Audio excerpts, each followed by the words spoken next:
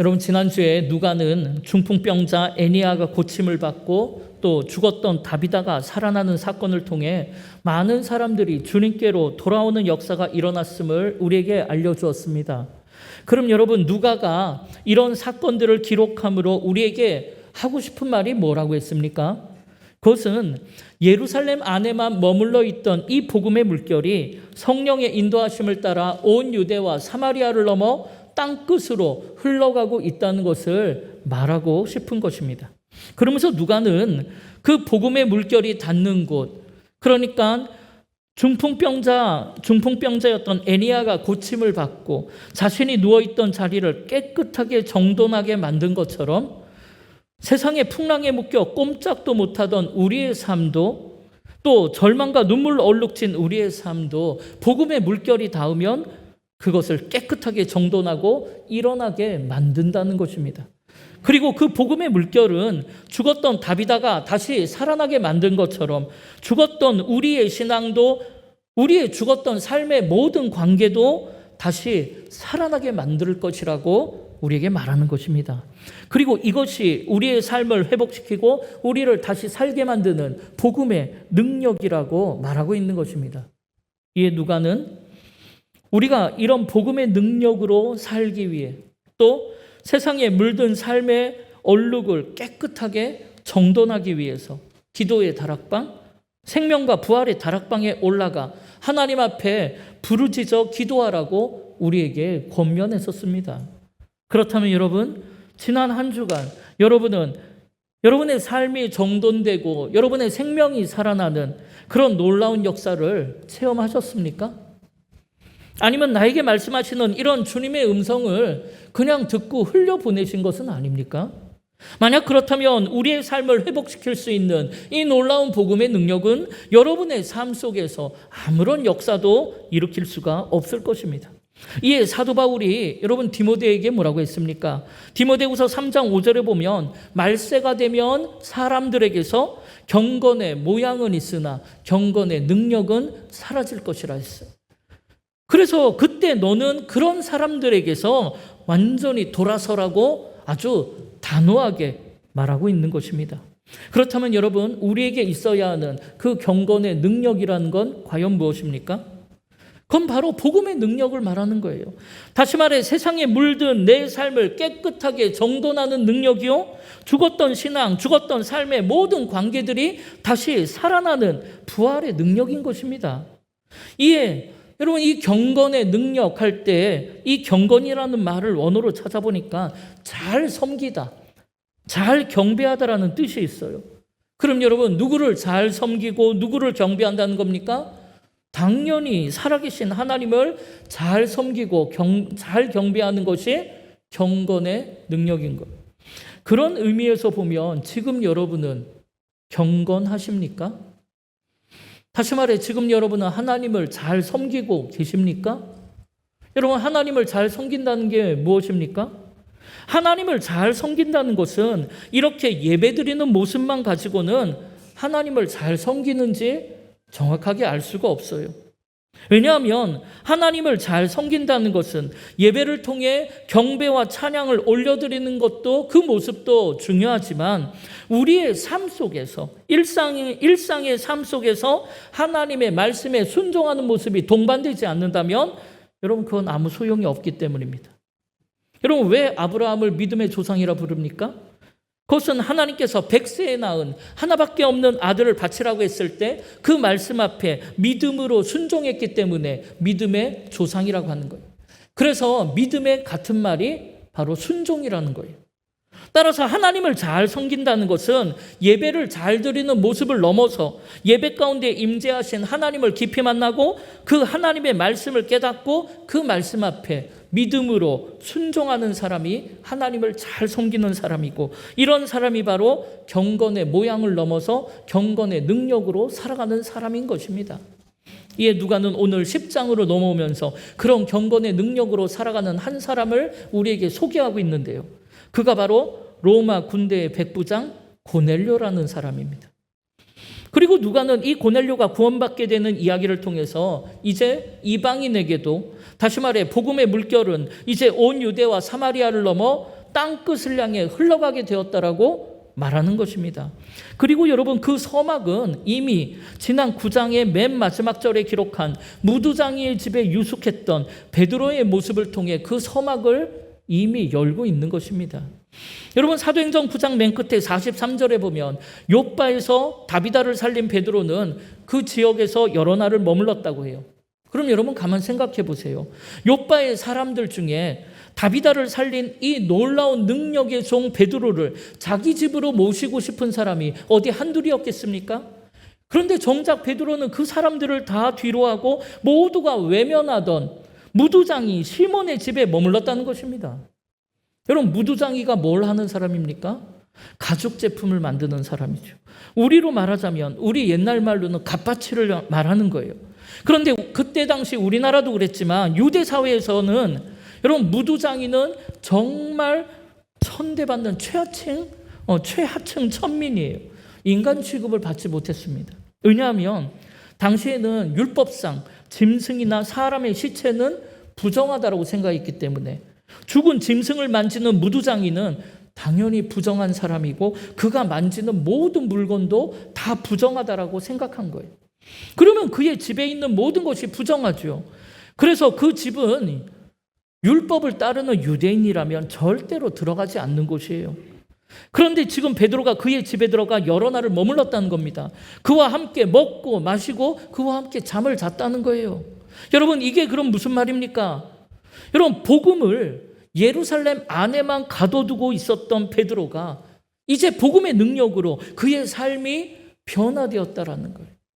그래서 유대인이라면 구원의 대상이라고 생각하지 않았던 이 무두장이도 또 때로는 개, 돼지만도 취급받지 못하게 생각했던 사마리아인도 그리고 이방인도 이제는 모두가 다 하나님이 애타게 찾으시는 구원의 대상이라는 것을 베드로가 알았다는 거죠. 그러니까 그의 집에 들어간 거예요. 이에 누가는 그런 베드로의 모습과 오늘 이 고넬료가 구원받는 모습을 통해서 그렇다면 이제 우리도 나에게 있어 그런 무두장이를 향해서 그런 이방인을 향해서 복음 들고 사랑 들고 달려가야 하지 않겠냐고 말하는 것입니다. 그렇다면 여러분 생각해 보세요. 오늘 여러분에게 내가 복음을 전하려고 한 번도 생각하지 못했던 사람이 과연 누구입니까? 아니면 복음을 전하기 꺼려했던 사람들, 다시 말하면 평소라면 만나지 않았을 사람들, 평소라면 상대하지 않았을 사람이 과연 누구입니까? 이에 누가는 그 사람들이 바로 오늘 우리가 찾아가서 구원해야 될 사람들이라고, 더 나아가서 우리를 핍박하고 죽이는 사울도 구원의 대상이고 이스라엘을 정복하고 억압하는 이방 사람 고넬료도 구원의 대상이라고 우리에게 말을 하고 있는 것입니다. 그러면서 누가는 이 복음의 물결은 주님의 말씀대로 온 유대와 사마리아를 넘어 땅끝까지 차례차례 흘러가고 있다라는 거예요. 그렇지만 그것이 그냥 흘러가는 것은 아니라는 거예요. 복음의 능력으로 변화된 사람들을 통해서 흘러가고 있다는 것을 오늘 이야기하는 거예요. 그래서 처음에는 성령 받은 120명의 제자들이 등장했고, 그 다음에는 7 집사가 등장하고, 그 다음에는 사울과 아나니아와 바나바가 등장하고, 오늘은 베드로와 고넬료가 등장하는 거예요. 물론 하나님께서 모든 걸 직접 다 하실 수도 있어요. 그렇지만 이렇게 하나님께서는 사람을 통해서 복음이 증거되게 하시고 사람을 통해서 구원의 역사가 일어나게 하신다는 거예요. 따라서 하나님은 오늘 지금도 이 복음을 땅끝까지 전할 그 한 사람을 찾고 계시다라는 겁니다. 이것이 바로 사도행전 전체를 통해서 우리에게 하고 싶은 이야기예요. 복음을 전할 사람을 찾으신다는 거예요. 여러분, 예수님이 이 땅에 오셔서 복음 전하신 것처럼 하나님이 친히 하실 수도 있습니다. 그렇지만 하나님이 그렇게 하지 않으시고 우리로 하여금 하나님 일에 동참케 하셔서, 말하자면 우리 보고 하나님의 동역자가 되달라는 거예요. 그렇게 해서 사도행전의 복음의 역사를 이어가라는 것입니다. 여러분, 이게 하나님이 능력이 없어서 그런 것이 아니잖아요. 그렇다고 그 일에 우리의 힘과 우리의 능력이 필요해서 그런 것도 아니라는 겁니다. 늘 말씀드린 것처럼 그건 하나님이 우리를 사랑하시기 때문에 우리에게 그 일을 맡기시는 거예요. 그래서 하나님은 단순히 우리를 구원하시는 것을 넘어서 우리를 주님의 증인으로 하나님의 동역자로 세우시려고 하십니다. 왜냐하면 그렇게 하심으로 우리 안에 하나님과 동역하는 그 기쁨, 그 구원의 감격, 놀라운 역사를 누리게 하시려는 거예요. 여러분, 물고기 2마리와 떡 5개로 5,000명을 먹였던 오병이어의 사건을 여러분 생각해 보세요. 여러분, 그 중에 그 현장에 있었던 사람들 중에 누가 가장 신났겠습니까? 오병이어를 드린 어린아이였겠습니까? 아니면 그걸 먹은 5,000명이 신이 났겠습니까? 물론 그들이 먹고 배부르니까 신났죠. 그렇지만 아마 제일 신났던 사람들은 그 오병이어를 나눠주던 제자들이었을 것입니다. 왜냐하면 그 떡을 받아 들고 아무리 나눠줘도 이게 줄어들질 않아요. 이런 놀라운 기적을 눈으로 직접 체험하며 거기에 내가 동참했다라는 거예요. 그러니까 하나님은 우리가 그런 기쁨 가운데 살게 하시려고 오늘 이 복음의 동역자로 우리를 부르시는 거예요. 이 생명의 떡을 나눠주는 사람으로 우리를 부르시는 거예요. 그러니까 오병이어를 나눠주는, 이 생명의 떡을 나눠주는 이 일에 내가 힘이 있느냐, 내가 능력이 있느냐, 이걸 따지는 것은 어리석은 거예요. 왜냐하면 주님께 받은 걸 나눠주는 것이 무슨 능력과 힘이 필요하겠냐라는 거예요. 또 그렇게 동역하면서 이런 오병이어의 놀라운 기적을 네가 일으켜봤느냐? 우리가 복음을 전할 때 많은 사람들에게 기적이 일어나고 주님께로 그들이 돌아왔느냐?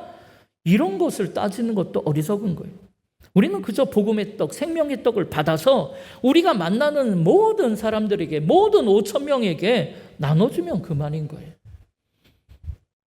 예, 여러분, 오늘 그 일에 우리를 부르시는 주님의 음성 외면하지 마시고 우리의 판단으로 이건 된다, 안 된다, 할 수 있다, 할 수 없다, 그렇게 이야기하지 마시고 부르심에 순종함으로 생명의 떡을 들고 여러분 무두장이의 집을 찾아가고 또 이방인 고넬료의 집으로 달려가시기를 바랍니다.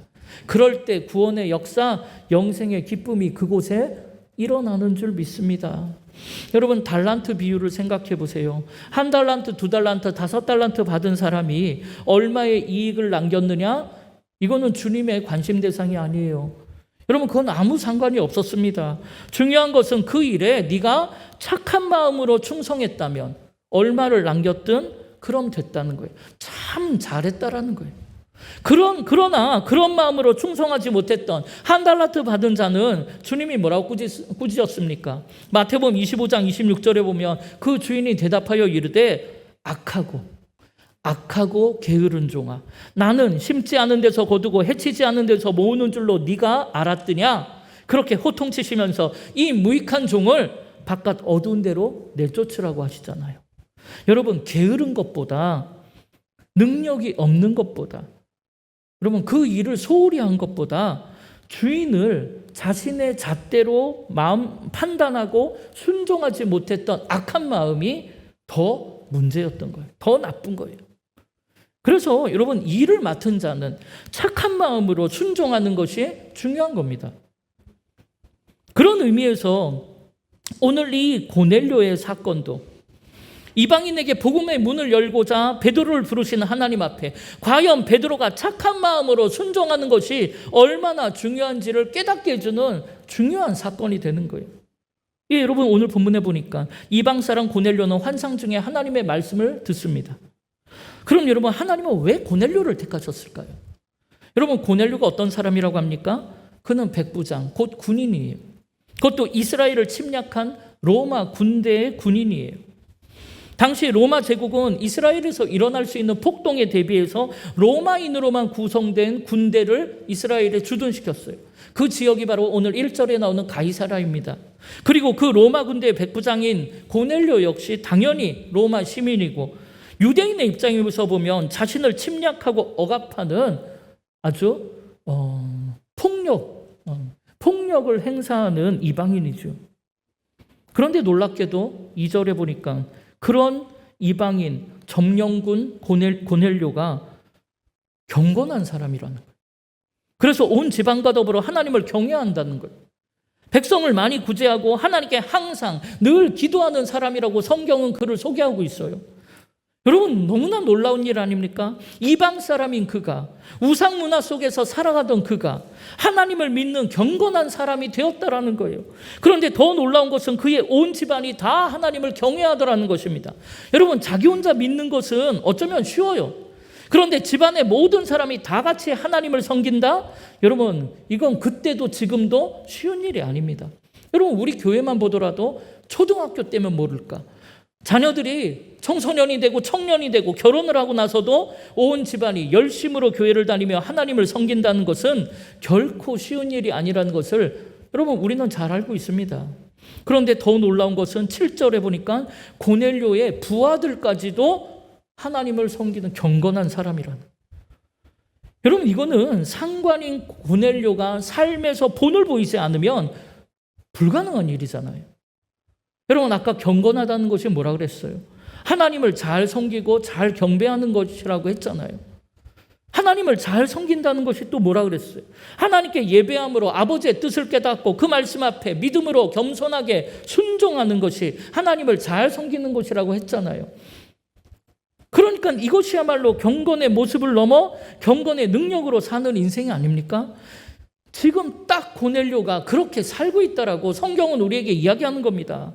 그래서 그 경건의 능력이 그의 삶을 변화시켰고 그의 변화된 삶의 모습을 통해서 그의 온 집안이, 그의 부하들도 하나님을 경외하는 경건한 사람들이 되었다라는 거예요. 여러분, 참 놀라운 일 아닙니까? 그런데 그런 고넬료가 그 사랑으로 이웃을 구제하는 일에 힘을 썼어요. 하나님께 항상 기도하는 사람이라고 성경은 덧붙여 이야기합니다. 이렇게 그는 하나님의 사랑을 이웃 사랑으로 실천할 줄 아는 사람이고 늘 기도함으로 세상의 헛된 소원을 구하는 사람이 아니고 아버지의 뜻을 구하는 사람인 것입니다. 그러니까 하나님이 그를 이방을 향한 복음의 문으로 택하신 것은 당연한 것 아니겠습니까? 그렇다면 여러분, 만약에 사람들이 여러분을 누군가에게 소개한다면 과연 여러분을 뭐라고 소개할까요? 여러분의 지인이, 여러분의 가족들이 여러분을 경건한 사람이라고 소개할 수 있을까요?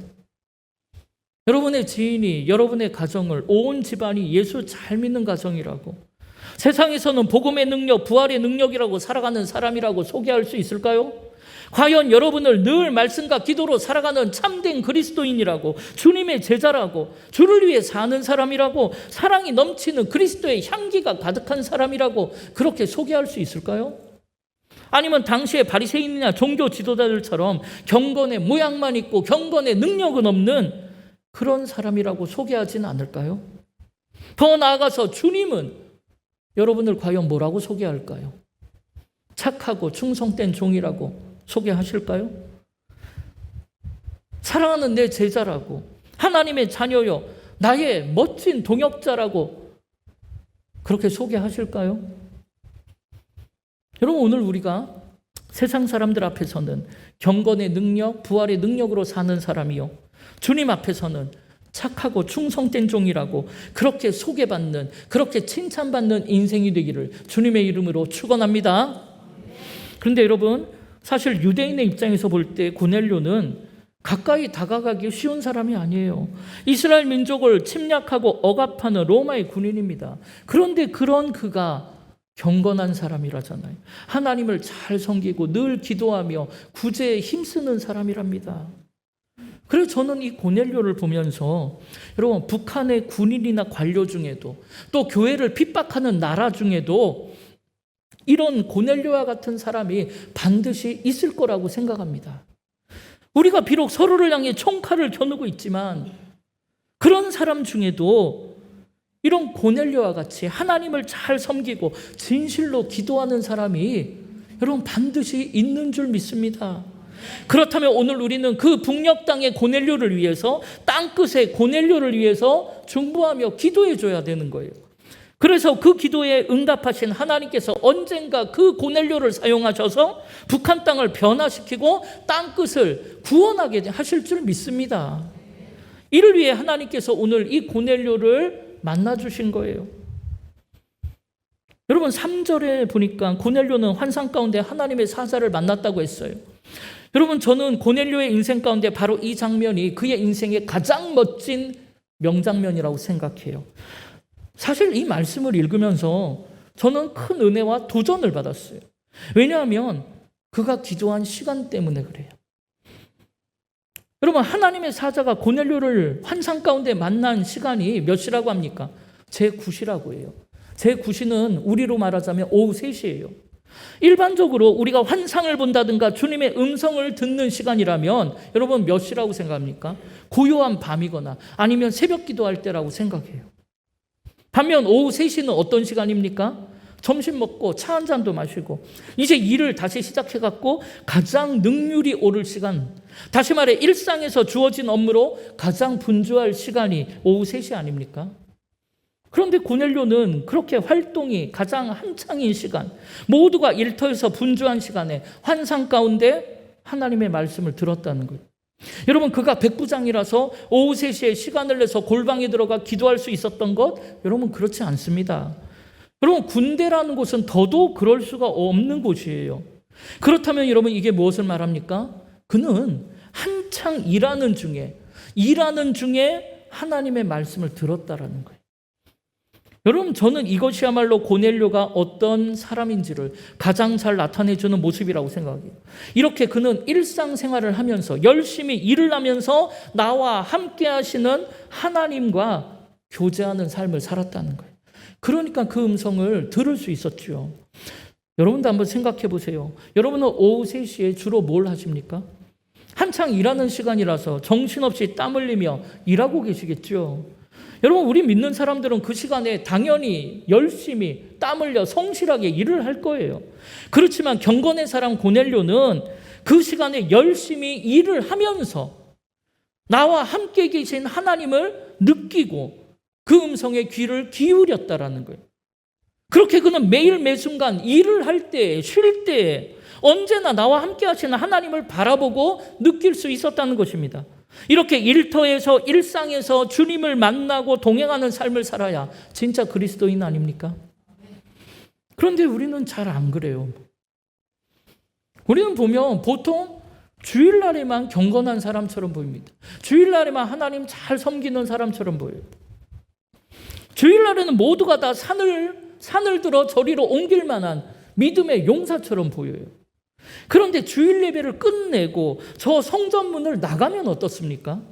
이상하게 예배 끝나고 저 문만 나가면 모두가 다 군기 빠진 예비군처럼 보여요. 여기 앉아있을 땐 다 특공대처럼 보이는데 끝나고 저 문을 나가는 순간 특공대 옷을 벗고 예비군처럼 보여요. 오히려 성전문을 나갈 때 그리스도의 용사답게 하나님의 전신갑주를 입고 저 풍랑의 세상과 함께 내가 믿음으로 승리하고 돌아올 것이다. 그렇게 나가야 되는데 우리는 거꾸로 세상으로 나갈 때는 무장 해제하고 나가고 오히려 교회에 들어올 때 전신갑주를 입고 용맹한 군사의 모습으로 들어와서 서로에게 빈틈을 안 보이려고 하더라는 거예요. 여러분, 반대가 되어야 돼.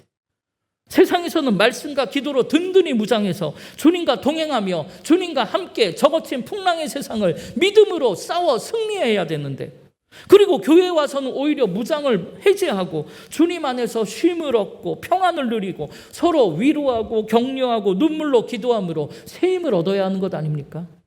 근데 우리는 거꾸로 살고 있어. 여러분, 고넬료를 보세요.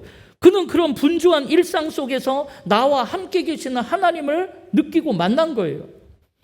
이렇게 그는 어떤 특정한 시간, 특정한 장소에서만 하나님을 만나려고 하는 우리의 형식적인 신앙생활의 틀을 깨버리고 있는 거예요. 여러분, 하나님이 어디에 계십니까? 이 교회 안에만 계십니까? 아니잖아요. 하나님은 어디에나 계시죠. 그럼 그 하나님을 언제 만날 수 있습니까? 오늘 우리처럼 주일날 예배 드릴 때만 만날 수 있습니까? 그렇지 않죠. 우리 하나님은 언제 어디서나 만날 수 있는 것 아닙니까? 여러분, 출애굽의 영웅 모세가 떨기나무 불꽃 가운데 임하신 하나님을 만났을 때 그는 양을 치던 중이었어요. 자기 일을 열심히 하던 중이었어요. 또 사도 바울이 빛 대신 주님을 만났을 때도 그는 자기의 판단, 자기의 계획으로 정신없이 다메섹을 향해 달려가던 정오의 길가였습니다.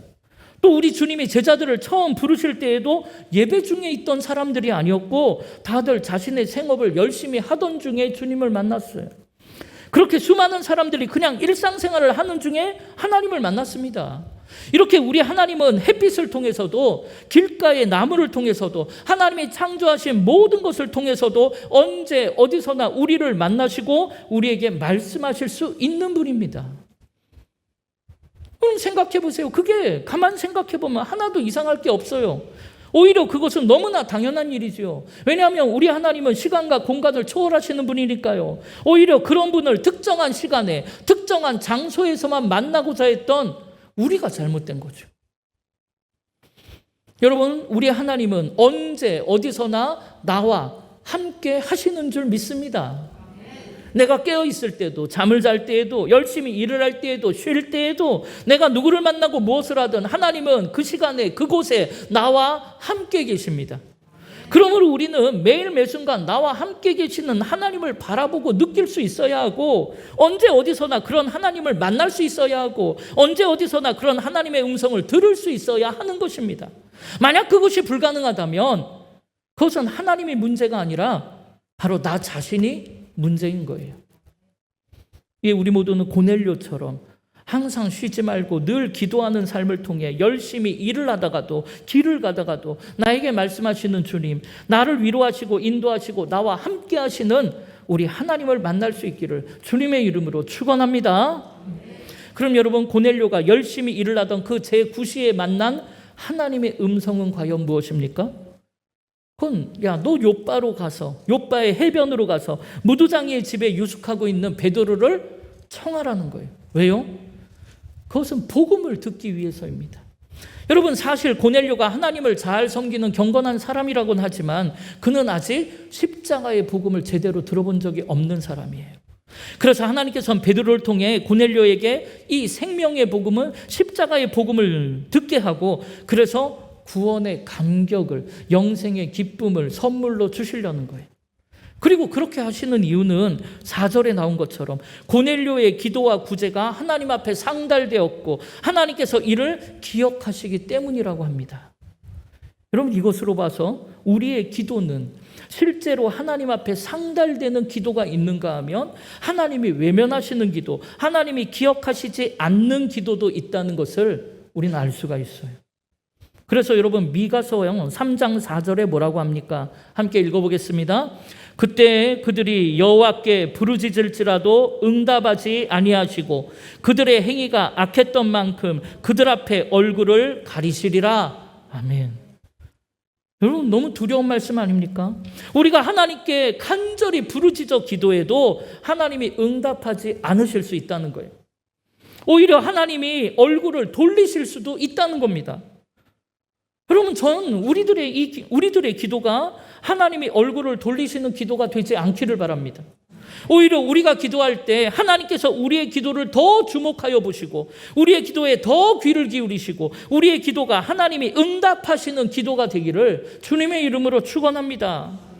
그럼 여러분, 하나님 앞에 상달되는 기도, 하나님이 기억하시고 응답하시는 기도가 되려면 어떻게 해야 될까요? 여러분, 그것은 고넬료가 우리에게 알려주고 있어요. 내 기도와 구제가 기도만 아니라 구제까지 상달되었다는 말씀에 힌트가 있습니다. 그럼 구제가 무엇입니까? 어려운 이웃, 아픈 사람을 사랑으로 위로하고 도와주고 섬기는 거예요. 다시 말하면 고넬료는 입으로만 기도한 사람이 아니고 그의 기도에 응답하신 하나님의 뜻을 깨닫고 그 뜻을 실천하고 순종하며 사는 사람이었다는 거예요. 이에 하나님이 그 기도를 들으신 거예요. 여러분, 하나님이 응답하시면, 말씀하시면 순종 안 하는 사람에게 하나님이 뭐하러 응답하시겠습니까? 하나님이 말씀하시면 그걸 내 기준에 판단해서 할까 말까를 결정하는 사람에게 하나님이 무슨 말씀을 하시겠냐는 거예요. 당연히 그런 기도는 우리 하나님 외면하십니다. 여러분, 우리도 신앙생활하면서 그런 사람 많이 봤잖아요. 어떤 사람은 기도할 때 보면 청산유수로 줄줄줄줄 너무나 기도를 잘하는데 실제 삶에서는 기도한 내용과 전혀 동떨어진 삶을 사는 사람들이 너무나 많죠. 하나님 사랑한다고 해놓고 주님의 기쁨 되기를 원한다라고 해놓고 순종의 모습, 사랑의 모습이 하나도 없는 사람들이 많습니다. 사람을 판단하고 정죄하고 자기의 기준으로 자기의 소견에 옳은 대로 사는 사람 너무 많습니다. 그런 사람들의 기도야말로 하나님께 상달되지 못하는 기도고 하나님께서 얼굴을 돌리시는 기도인 것입니다. 그러므로 여러분, 기도만큼 중요한 것은 여러분 그 기도를 삶에서 실천하며 순종하는 거예요.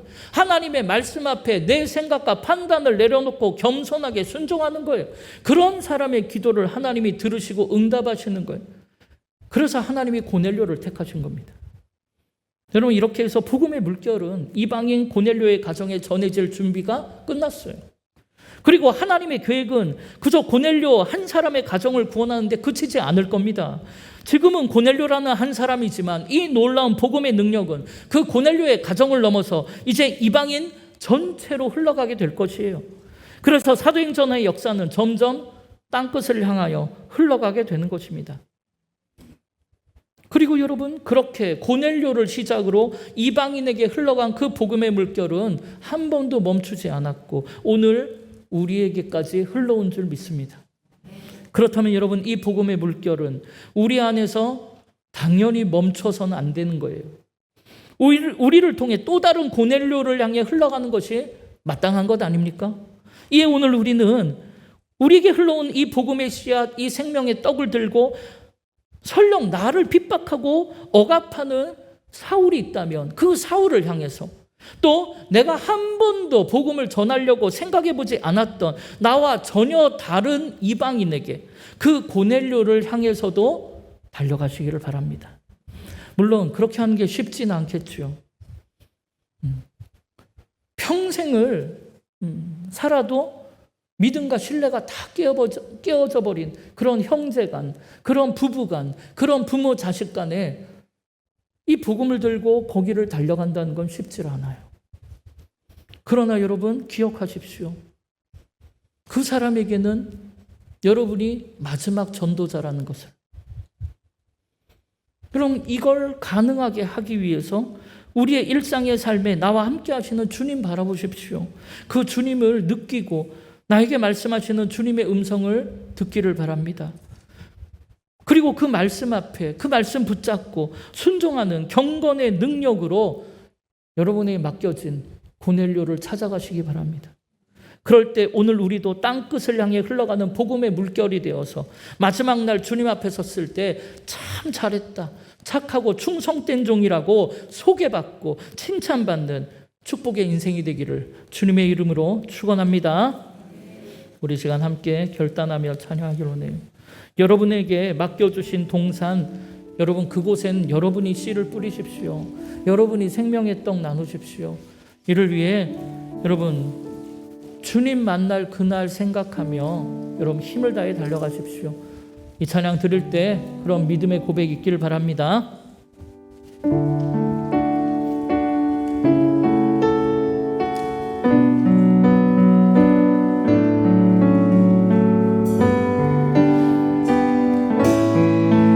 우리 함께 고백합시다. 주께서 주신 동산에, 주께서 주신 동산에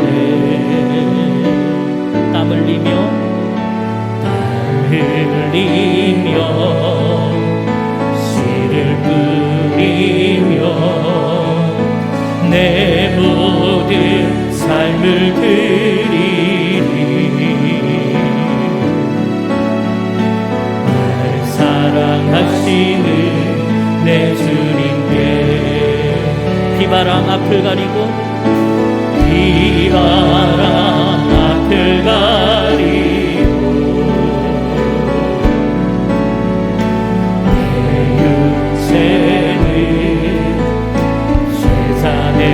세상에서도 내 모든 삶을 드리리.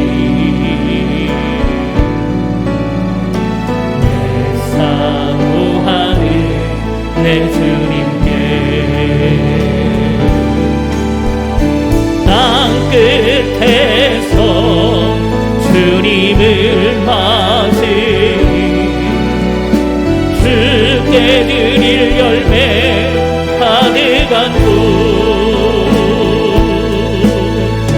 땅 끝에서 주님을 배우리 주께 드릴 노래 가득한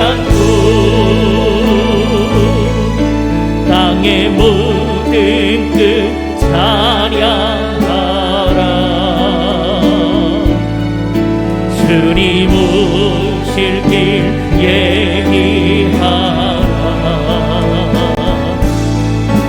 땅의 모든 끝에서 주님을 찬양하라 영광의 주님 오시리라. 우리 시간 함께 결단하며 기도할 텐데요. 여러분이 생각지도 않았던 그 사람들이 바로 여러분에게 맡겨진 고넬료라는 걸 기억하시기 바랍니다. 여러분, 주님 다시 오실 거예요. 반드시 다시 오실 것이며 속히 오실 겁니다. 그때 그 주님 앞에 설 때 주님이 우리를 향해 얼굴을 돌리시지 않고 우리를 품에 안아주시며 참 잘했다고, 착하고 충성된 종이라고, 나의 훌륭한 동역자라고 그렇게 소개받는 인생이 되기를 바랍니다. 이를 위해 여러분 경건한 삶을 사십시오. 하나님 잘 섬기는 순종하는 삶을 사십시오. 그러면서 그 말씀 붙잡고 여러분에게 맡겨진 그 고넬료를 찾아가는 인생 되십시오. 이를 위해 여러분 이 시간 주의 이름을 한번 부르며 그렇게 살게 해달라고 우리 합심으로 결단하며 기도하겠습니다.